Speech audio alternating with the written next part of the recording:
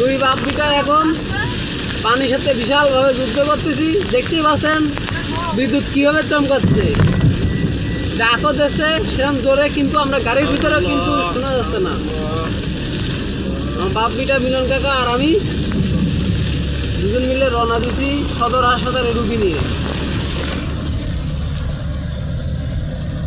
যেভাবে মেঘ চমকাচ্ছে রাস্তা সব গুলা গুলা দেখা যাচ্ছে।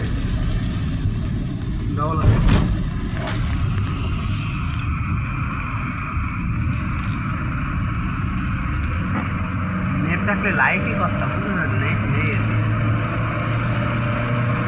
শাকিলের কাছে জীবনে ভিডিওটা ইজি করতে পারবে না।